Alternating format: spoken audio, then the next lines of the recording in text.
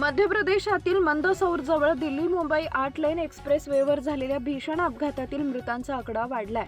गंभीर जखमी असलेले गंगापूर येथील उमर इस्माईल जहागीरदार वय वर्ष 32 यांचा शुक्रवारी संध्याकाळी उपचारादरम्यान मृत्यू झाल्याची प्राथमिक माहिती समोर आली आहे। त्यामुळे या दुर्घटनेतील मृतांची संख्या 5 झाली आहे। उमर जहागीरदार हे गंगापूर शहरात मोबाईल दुरुस्तीस प्रसिद्ध होते।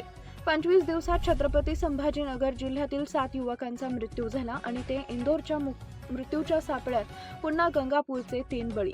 छत्रपती संभाजीनगर जिल्ह्यातील 6 व्यावसायिक तरुण मोबाईल ॲक्सेसरीज खरेदीसाठी दिल्लीकडे निघाले होते। गुरुवारी सकाळी सुमारे 11 वाजता मध्य प्रदेशातील मंदसौर जिल्ह्यातील तित्रोत परिसरात दिल्ली मुंबई 8 लेन एक्सप्रेस वेवर त्यांच्या 7 आसनी कारचं नियंत्रण सुटलं आणि ती भरधाव ट्रकच्या मागील बाजूस जाऊन धडकली। या भीषण अपघातात कार मालक रवींद्र भागवत काळे वय वर्ष 28, संदीप नवनाथ बोरसे वय वर्ष 30, सचिन गंगाधर गजभारे वय वर्ष 37 आणि राजेंद्र उर्फ डॅनी भाऊराव कवडे वय वर्ष 46 यांचा जागीच मृत्यू झाला होता। गंभीर जखमी झालेल्या उमर इस्माईल जहागीरदार यांचाही उपचारादरम्यान मृत्यू झाल्यानं मृतांचा आकडा 5 वर पोहोचलाय।